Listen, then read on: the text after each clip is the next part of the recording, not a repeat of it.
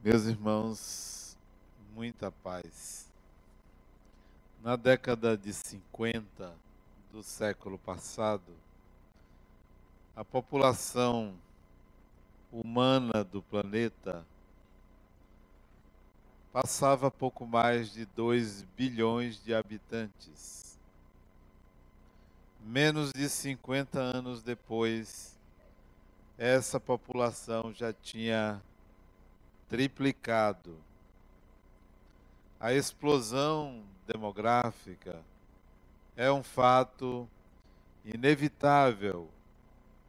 Os métodos contraceptivos tentaram frear esse contingente de pessoas novas que passaram a habitar este planeta. Mas parece que há uma marcha, uma invasão inexorável de espíritos que reencarnam à revelia de qualquer planejamento que se faça. A liberdade sexual contribuiu em muito para esta explosão demográfica. Não adiantaram os esforços de governos induzindo a um planejamento familiar para barrar esse processo. Os países mais desenvolvidos conseguiram diminuir a taxa de natalidade, inclusive alguns com a taxa de natalidade negativa, onde a população estacionou e até não cresceu como nos anos anteriores. No Brasil, nós não conseguimos fazer isso. A população cresce, hoje somos mais de 200 milhões de habitantes.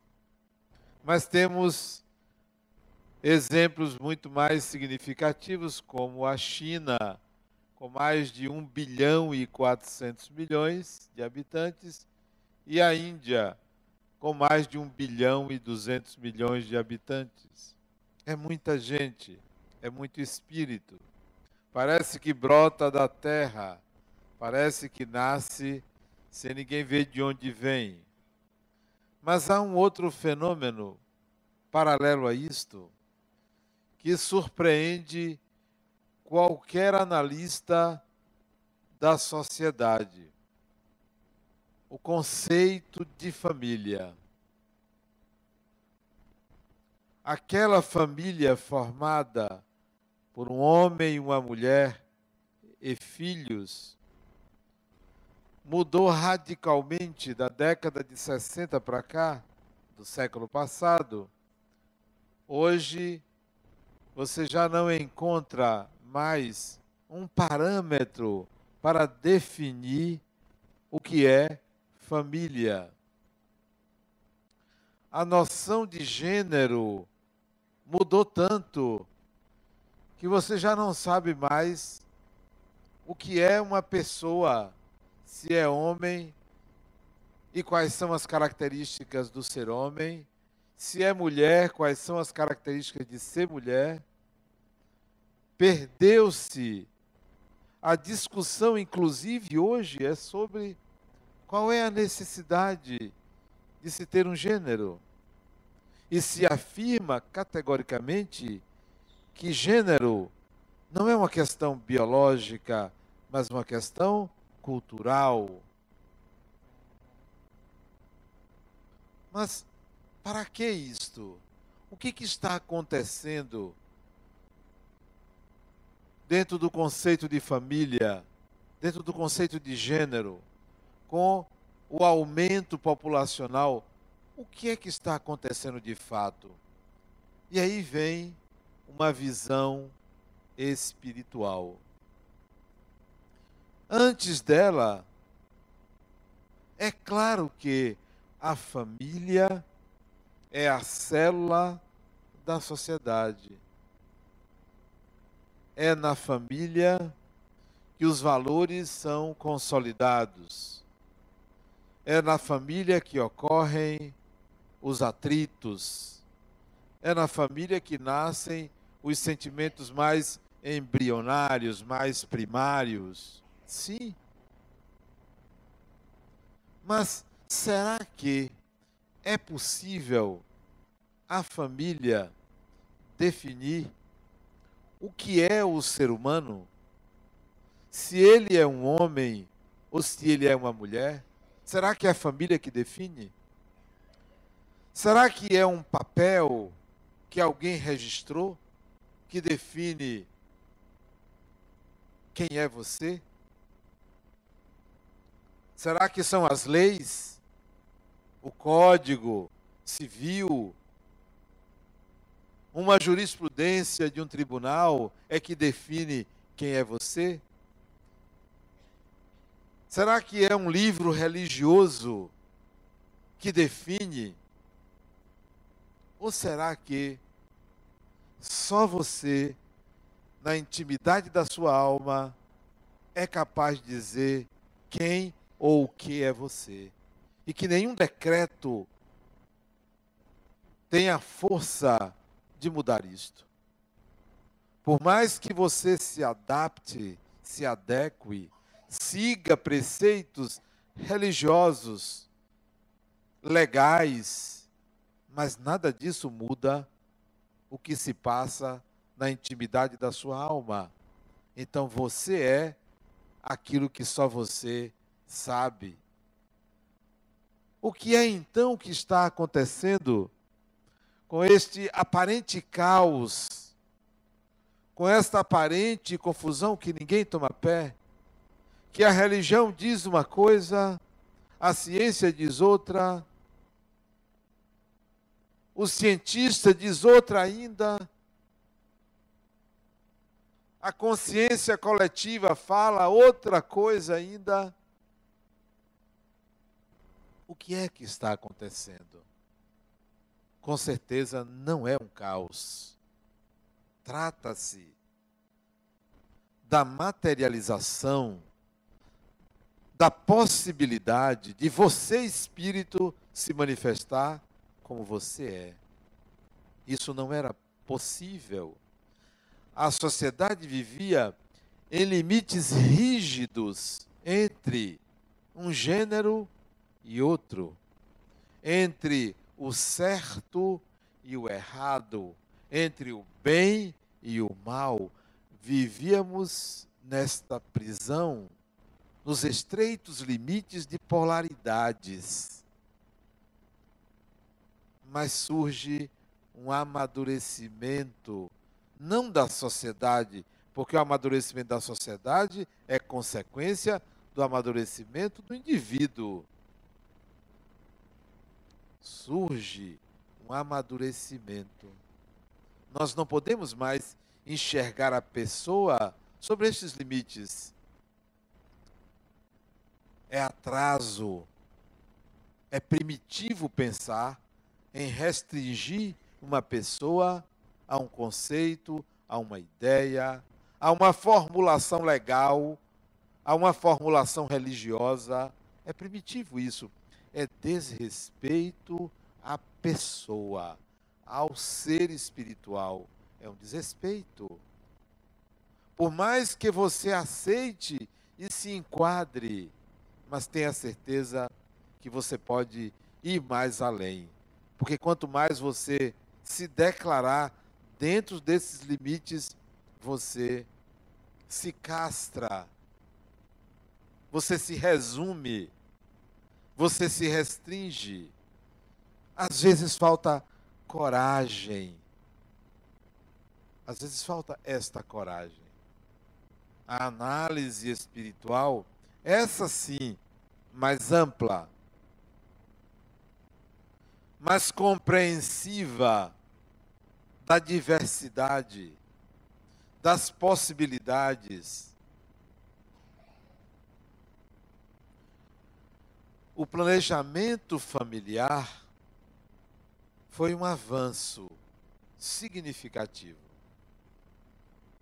Quantos filhos quero ter? Com quem quero me consociar? Quando? Antes havia uma pressão social interesses familiares. As pessoas eram empurradas a uniões conjugais inadequadas, inconsequentes, arranjadas, sem se conhecer o outro, sem saber com quem. Isso sim era um caos. Tudo por conta da imaturidade do espírito. Mas conquista-se a maturidade, vem a possibilidade de definir, não quero agora, quero depois.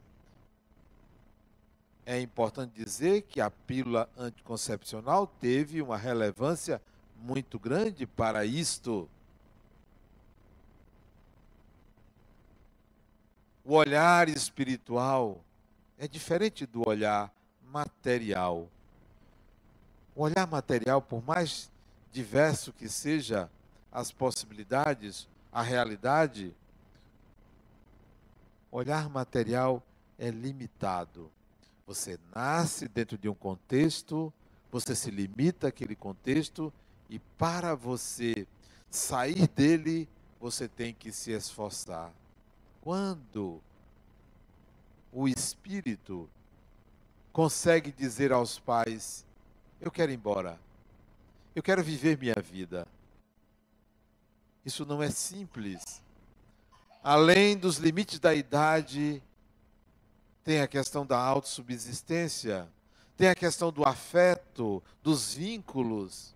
Então você se demora para fazer isto, porque você tem obrigações, você tem que ser grato, tem a gratidão, tem a retribuição, tem a cobrança da sociedade, então você se demora para fazer isto.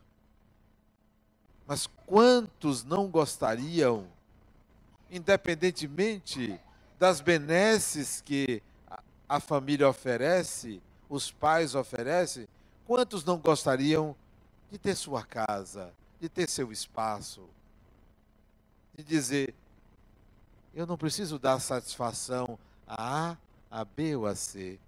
Quantos não gostariam de fazer isto? Principalmente aqueles que vivem um inferno doméstico, que vivem sob a tirania de A, de B ou de C. Mas nem sempre é possível. O olhar espiritual vai colocar a questão sobre outra ótica. Imaginem vocês que você chegasse aos 90 anos, vamos colocar 90 anos, ou 100, não importa, e desencarnasse. Você que está aqui me assistindo, ou vai me assistir, porque a palestra está sendo gravada. Você vai desencarnar.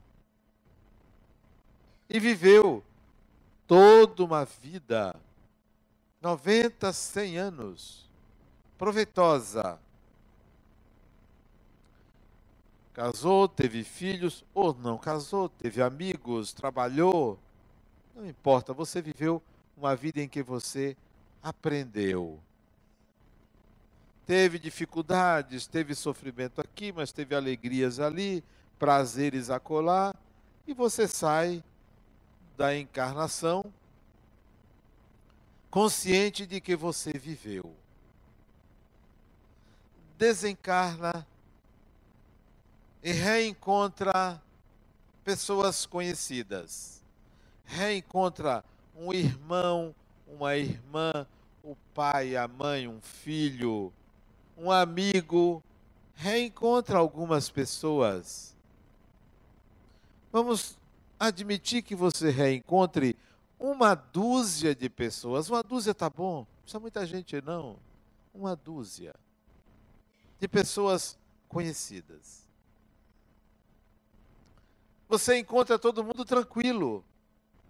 Não pense que você vai encontrar gente sofrendo, ou você vai para um umbral, para o inferno, ou qualquer que seja o estado psíquico, você vai, em dado momento, se estabilizar. porque isso é uma questão psicológica. Você vai se estabilizar e vai encontrar pessoas, vai conversar com pessoas e vai poder então se situar. Se situar. Você era João ou era Maria, não importa o nome, você vai ter que se situar, porque agora o pai, a mãe, não é mais o pai e a mãe. O amigo, a amiga, o irmão, a irmã, o vínculo agora é outro, porque eles já estão há mais tempo fora da realidade material, recuperaram a lembrança, não só da última encarnação com você, mas de outras.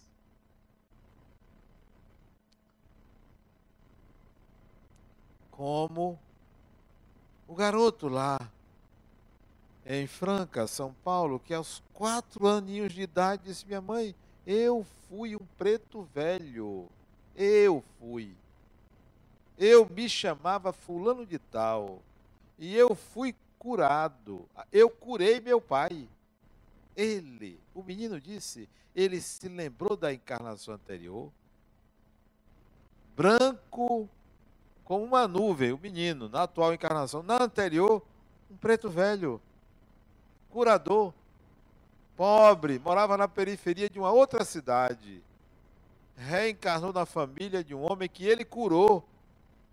Quando o homem era menino, ele curou. Desencarnou, picado por uma cobra, e reencarnou 30, 40 anos depois. Então você vai lembrar, você vai encontrar pessoas que você conheceu que já se lembram de outras vidas. E vai dizer a você: olha, eu fui seu pai nessa, mas na outra eu não lhe conhecia. Morava em outro país. Ou então nós éramos irmãos, ou éramos marido e mulher. Ou eu não era homem, era mulher, ou eu era homem, não era mulher. Acabam os vínculos formais estabelecidos pela cultura, estabelecidos como queiram, pela genética. Acabam. Você estranha, porque você vai encontrar essa realidade. As coisas são diferentes. Nos círculos mais próximos, você ainda vai encontrar a formalidade dos papéis.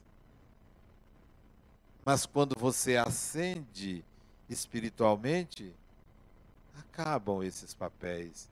Eles são úteis para esta sociedade. Eles são até necessários para esta sociedade, ou eram, porque está mudando.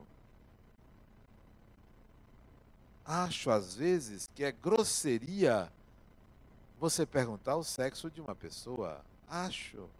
Vai virar falta de educação, desrespeito. A mesma coisa que perguntar a cor de uma pessoa. Pessoas não têm cor. Vai virar desrespeito você perguntar se é homem ou se é mulher. Não vai ser preciso colocar, ou vai ter colunas para você marcar, 35, 40 colunas para você marcar qual é a opção. Vai ser desrespeito. Então, a visão espiritual é diferente. Então imagine que você chega, encontra essa dúzia de pessoas e vai se ambientando.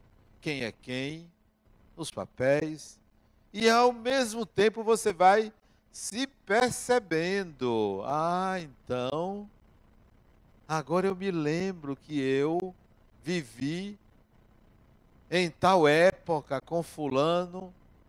Você vai se ambientar. Passam-se os anos, 10, 20, 30, 40, 50, 60 anos que sejam no mundo espiritual.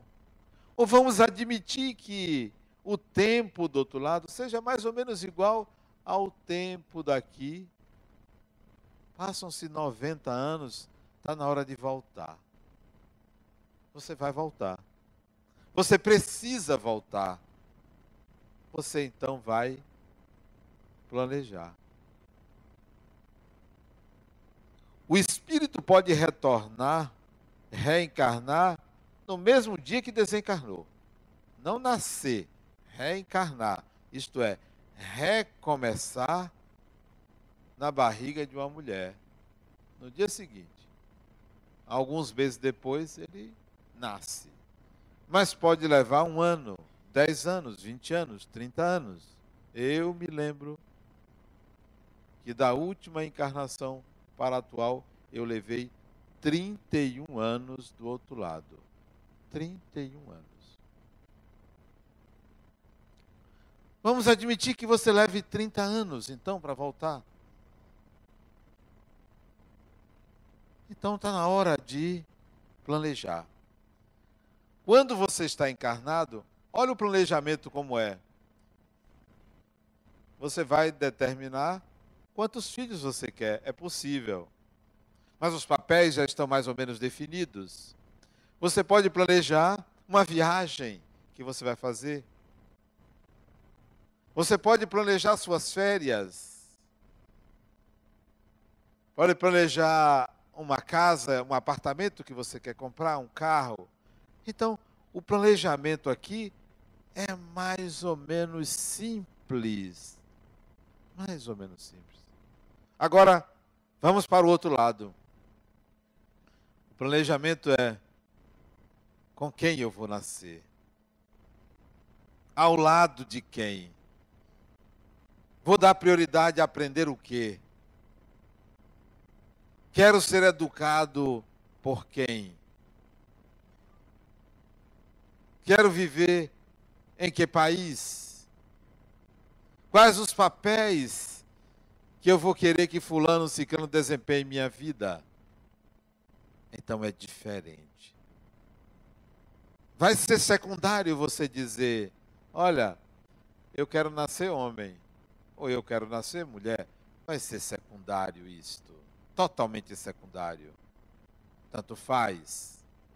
Porque na realidade você vai voltar para um mundo onde esses papéis não estarão tão polarizados. Você vai ter que pensar muito para fazer suas escolhas. Agora, eu lhe pergunto, será que você tem cacife para fazer escolhas? Ou vai ter que reencarnar de qualquer jeito, em qualquer lugar, sem a mínima possibilidade de escolher ou planejar, porque não merece? E o merecimento sabe onde está? Na atualização do arquétipo. É preciso que você saiba atualizar o arquétipo. E certamente você está se perguntando, o que é que ele está falando? Porque eu não tenho a menor ideia do que ele está falando e eu faço de propósito. A atualização do arquétipo é assim. Digamos que você seja pai. Pai. Os homens aqui, os pretensos homens aqui, sejam pais. Eu sou pai. Isto é uma experiência do arquétipo. Ser pai, como ser mãe, como ser filho, como ser filha, é uma experiência arquetípica. De que forma este arquétipo foi atualizado? Que pai você é ou está sendo? Vamos dizer que você seja um pai bom, educativo para os seus filhos, afetivo, um bom exemplo. Ora, na hora de pensar a próxima encarnação, você não vai se preocupar com esta função, porque você já tem uma ótima experiência de ter sido bom pai, então não só continuará sendo bom pai, como merecerá um bom pai. Vamos ao inverso. Pai desligado, Ou um pai que engravidou e não assumiu as responsabilidades pelo bom ato cometido, porque só pode ter sido bom, foi prazeroso e gerou um bom fruto, então só pode ter sido bom. Infeliz aquele que acha que ter um filho é uma experiência ruim. Então digamos que você foi pai e abandonou, com raiva, porque foi enganado, quer dizer, ingênuo, né? Foi enganado, com raiva, não assume. Ora, a qualidade desse pai, na hora de escolher, na hora de planejar a próxima encarnação, você será daqueles que, por mais que possam ser bons pais, vai nascer num ambiente conturbado, porque vai merecer um pai na mesma situação que você foi. Então, as escolhas não são assim tão simples. Eu quero, acontece. Depende como você atualizou o arquétipo. Depende como você atualizou. Depende como você está atualizando. Não depende de decreto de ninguém. Não depende de Deus estar dizendo, não, você vem para cá, você vem para lá. Você está fazendo isso hoje. Não é Deus que está fazendo essa escolha. É você que está fazendo isso hoje, com a forma como você atualiza isto. Quer ver? Aqui deve estar todo mundo nadando em dinheiro. O país está em crise, mas pelos carros que eu vejo, está todo mundo cheio de dinheiro. Ou então, comprou a prestação e está pagando com a maior dificuldade. Vamos admitir que você está no vermelho. Significa, se você está no vermelho e não tem capacidade de pagar, significa que você não é bom administrador de dinheiro. A atualização do arquétipo não está lhe trazendo sabedoria com dinheiro. Você vai desencarnar, deixa a dívida para os herdeiros e vai embora. Ora, nada se leva, nem haveres e deveres, nem créditos e débitos. Quem fica aí, ou então o Estado que pague. Você vai embora. Ok. Na hora de escolher onde nascer, você não sabe lidar com o dinheiro. Vai nascer em condições onde seu pai já tem dívida até para pagar o parto. Não se engane. É você que está atualizando o arquétipo. É você que está definindo as condições futuras. Isso não é karma. Não chame isso de karma. Chame isso de eu não adquiri habilidades. Por isso que eu passo por certas circunstâncias. Eu não adquiri habilidades. Adquira habilidades para pensar num planejamento reencarnatório diferente. Então, não é simplesmente escolher o carro, as férias, quantos filhos. Isso é secundário. Isso é o modo de organização daqui. Mas você, como espírito, vai pensar de forma diferente. Até porque você vai ter outros espíritos que vão planejar com você. A gente pode dizer que existem 3 tipos de famílias. 3 tipos. A família humana, que se divide em vários subtipos. A família universal, que somos todos espíritos filhos de um mesmo Criador. E a família espiritual, que é o clã, que não se constitui do pai e da mãe de filhos, se constitui naqueles espíritos afins. Afins. Os mais próximos são clãs que geralmente planejam em conjunto para ter maior probabilidade de êxito na atualização das experiências arquetípicas. Então imagine quando você desencarnar. E para isso vocês sabem que não tem ninguém exatamente preparado para. Nós estamos sempre em preparo. Saiba que você um dia vai encontrar essa situação de estar numa pequena assembleia, num petit comitê, para discutir o seu retorno. Vai chegar essa situação. Aqueles mais afortunados, porque souberam atualizar os arquétipos, viveram bem as suas experiências, aqueles terão primazia nas escolhas. Ó, eu quero ser o primeiro filho, não quero ser o segundo, porque o segundo pega rebarba, né? Eu tive a felicidade de ser o primeiro filho. Tudo era primeiro para mim. Tive a felicidade, merecimento.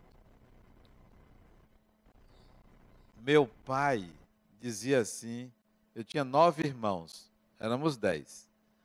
Meu pai dizia, tudo que eu pedia, meu pai dizia, dê a ele. Tudo. Olha que maravilha de pai. Isso é que é pai, né? Tudo. Se eu queria um brinquedo e era do irmão, dê para ele.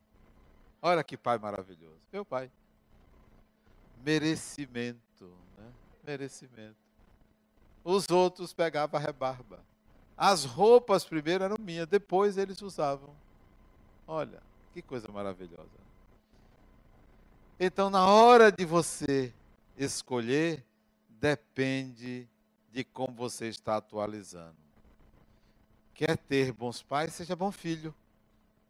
Bom filho. Saiba ser filho. Cobrando demais aos pais. Exigindo pais exemplares. Não é bom filho. Isso não implica que o outro tenha desculpas porque não foi bom pai. Mas cabe a você ser bom filho ou boa filha, independentemente da qualidade do pai ou da mãe que teve. Independentemente, porque a atualização interessa a você. Mas tem gente que desconta porque não sabe atualizar aquela experiência da melhor maneira possível. O outro chegou para mim e disse, Adenal, eu estou precisando de dinheiro emprestado. Ele não sabe atualizar o arquétipo ligado a dinheiro. Eu sei. Então, quando ele me pede, eu digo, fulano, eu não vou fazer isso com você. Igual aquele primo rico, não vou fazer isso com você. Não seria bom para você. E ele diz, não, mas vai ser bom para mim. Não vai ser bom para você. Vai ser péssimo para você. Você não sabe usar isso. Você só está se afundando. Não é você vai me salvar. Não, eu não sou salvador. Jesus é que estava nessa posição, eu não. Não vou atualizar o arquétipo com você dessa forma, porque vão ser 2 no buraco. Não vou lhe emprestar. Eu lhe dou, você não me pediu 10 mil, eu lhe dou 100 reais. 100 reais, para você começar.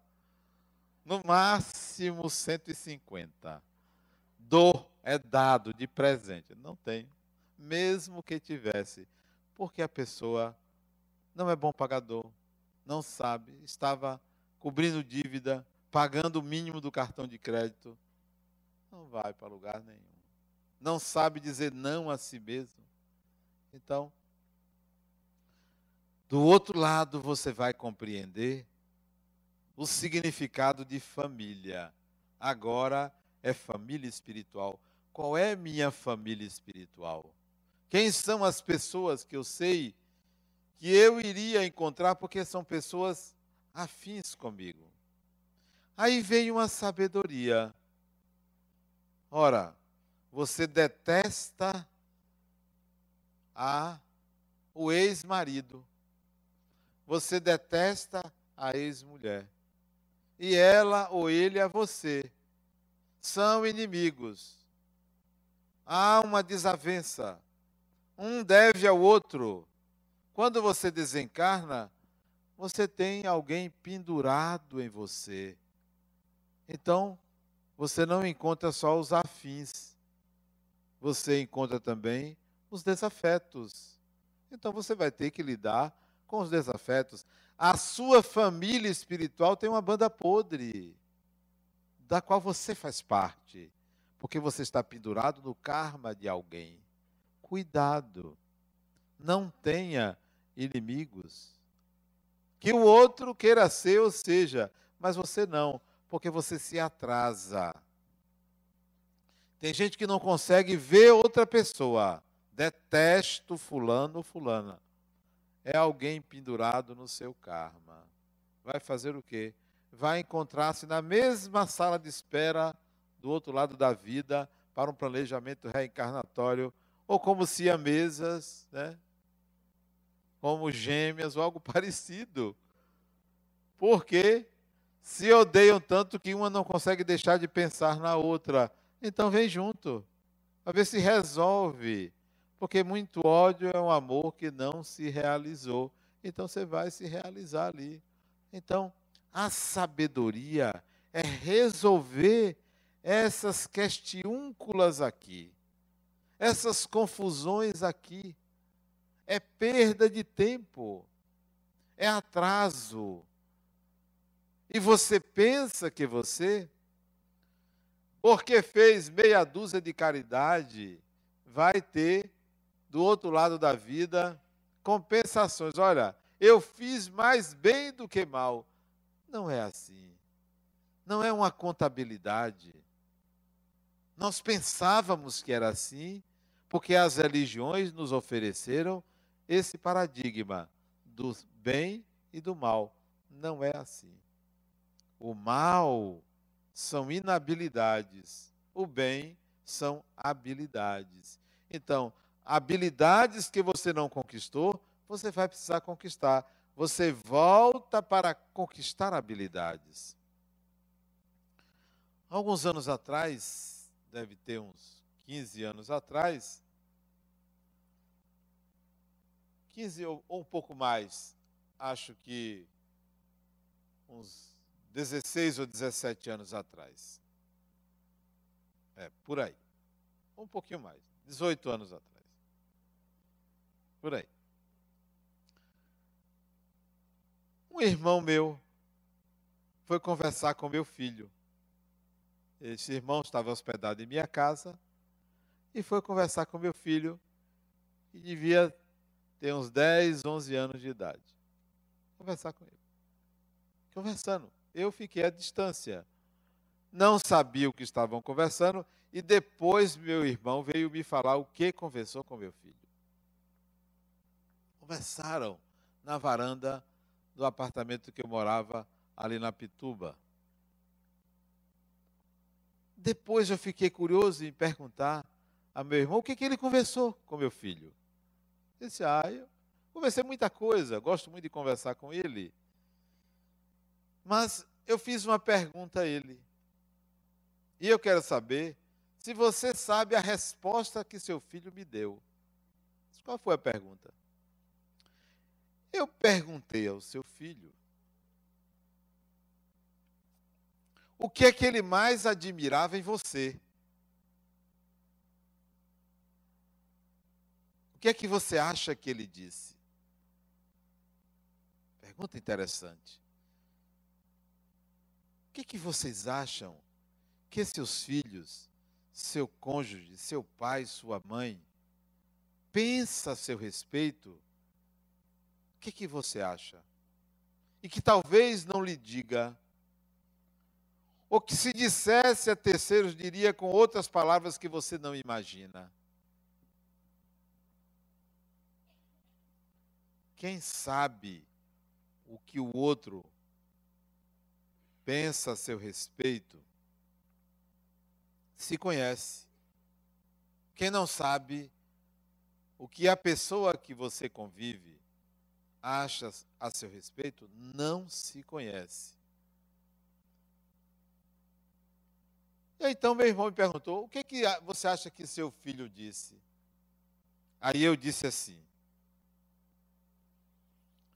Ele deve ter dito que me admira pela inteligência. Aí estava a minha vaidade, né? Disse, que mais? Meu irmão perguntando, que mais ele disse? Eu acho que ele disse que eu sou uma pessoa que, na época ele disse mais ou menos assim, uma pessoa que confia nele, eu dou muita liberdade a ele. O que mais ele disse a seu respeito? O que é que o filho acha do pai? Disse, eu acho que ele disse que eu sou um bom pai. Eu terminei assim. Aí meu irmão disse, ele não disse nada disto. Nada disto. Aí eu fiquei curioso em saber o que é que meu filho tinha dito de mim. O que é que ele tinha dito de mim? Não pensei que ele diria qualquer coisa negativa. Não pensei. Porque eu sabia a qualidade da nossa relação. Isso eu sabia. E uma coisa você deve ter sempre consciência: qual a qualidade da sua relação com esta ou aquela pessoa. A qualidade da relação significa que energia perpassa entre nós. Qual é a vibração, qual é a frequência que passa entre nós. Isso não depende de ser pai, mãe, irmão ou irmã, marido ou mulher. Isso se sente. Isso pode ser sentido. Fiquei curioso em saber o que é que ele dizia do pai dele. Como ele via essa personalidade. Alguém tem ideia? Não digam que ele me achou bonito, porque isso é óbvio. Não foi isto. Não foi isto. O que será que um filho pensa do pai? E tinha certas vezes que este pai, bastava olhar que ele obedecia. Bastava olhar. Nunca precisei bater num filho. Isto era tarefa da outra metade. Isso não era minha responsabilidade. Não fui criado assim. Fui criado cheio de mimos. Então, não era minha responsabilidade. Não precisava. O que ele disse para meu irmão, para o tio dele, foi: o que eu mais admiro em meu pai é a forma carinhosa como ele me trata. Olha o que ele viu, o carinho. Ele viu isto. Isto o tocava. Era um pré-adolescente. Isto ele valorizava no pai dele, o carinho. Porque nunca cheguei em casa sem cumprimentar todo mundo da casa e com um beijo. Nunca saí de casa sem dar até logo, sem cumprimentar. Não importa a idade, o tamanho, não importa. Então ele enxergou o carinho. E aquilo me emocionou. O que eu achava que era algo tão natural, para ele tinha um valor muito grande, a ponto dele colocar para o tio dele. Me emocionou. Depois eu fui me lembrar que antes de eu me casar, e agora no dia 26, sábado, fazem 34 anos, com a mesma mulher. Não sei como ela aguenta.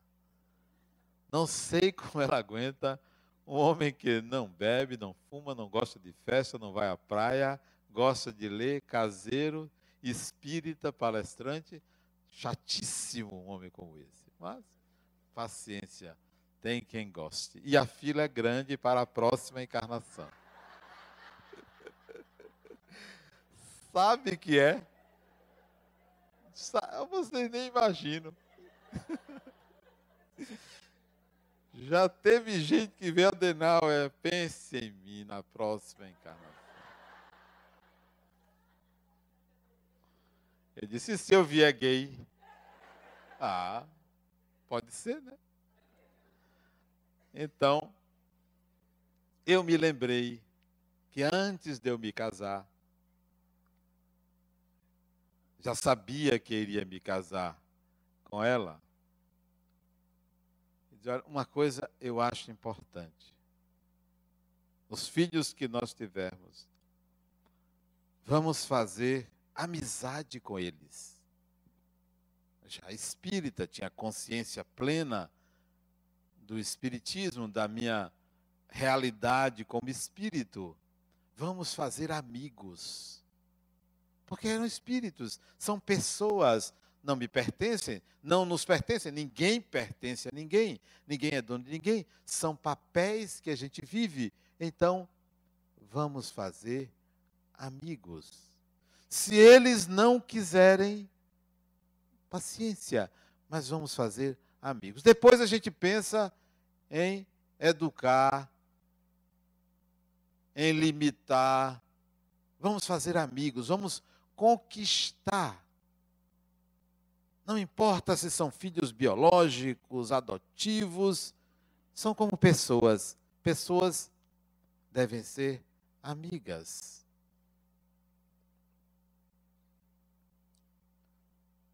Hoje eu fui a um cartório, hoje de tarde. É um cartório. Eu sou inventariante, meu irmão desencarnou esse ano e a família me pediu para ser inventariante. E eu fui lá assinar. Não sei nem o nome do negócio. Um termo lá. E a moça me atendeu.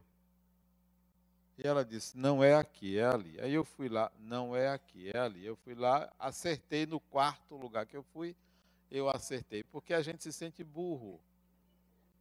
Eu procurei a indicação nas portas, não tinha, até que eu cheguei no lugar. E a tabeliã me atendeu. Eu tinha que assinar na frente dela, ela me atendeu. E eu cheguei para ela e disse assim, a mesa dela estava cheia de papéis. E eu disse assim, você é assoberbada de trabalho, né? Porque eu vejo a quantidade de papéis que tem em sua mesa. Ela disse, muita coisa aqui. Eu faço muita coisa, eu disse, eu imagino.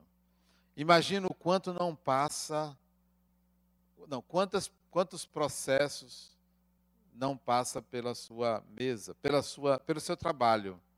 Ela disse, às vezes eu fico chateada, porque tem pessoas que vêm aqui me propor, olha o que ela disse, negócios escusos. E eu tento me proteger. Eu disse, realmente, tem pessoas inescrupulosas, mas não se preocupe não. O mal que vem a você é o mal que você faz aos outros. Eu disse a ela. Ela tomou um susto, né? Não é? Ela disse, não, mas tem coisas de vidas passadas, ela disse, né? Porque ela sabia que eu era espírita. Tem coisas de vidas passadas, eu disse, não só de vidas passadas. Todo mal que você desejar às pessoas volta para você. Então, se alguém quer lhe fazer mal, nem se preocupe, é seu. É o seu mal.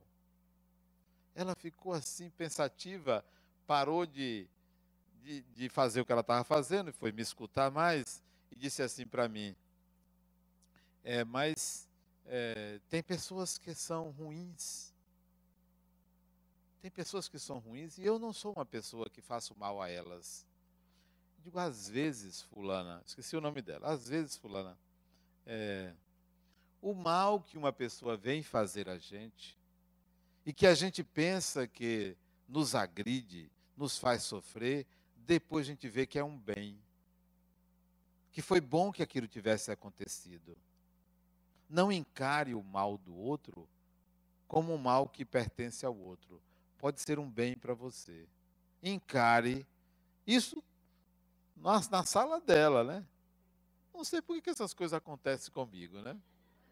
Encare as coisas de uma outra ótica. Pense que o que lhe acontece é bom para você. Tudo o que lhe acontece é bom para você. Isso é verdade, você tem razão.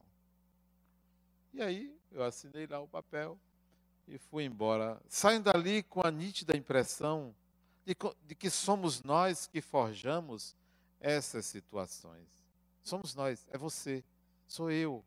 Nós é que fazemos o ambiente, nós é que fazemos as circunstâncias, nós é que delineamos a atitude do outro para conosco. Você é responsável pelo seu destino. Então, ao querer fazer dos meus filhos amigos, eu me deparo então com esse retorno. Ele dizer: meu pai é carinhoso comigo. Isso vale como um grande presente, inesquecível a vida toda, e esse carinho permanece até hoje. Faça de seus filhos amigos. Faça das pessoas à sua volta, quem quer que sejam, amigos. Muita paz.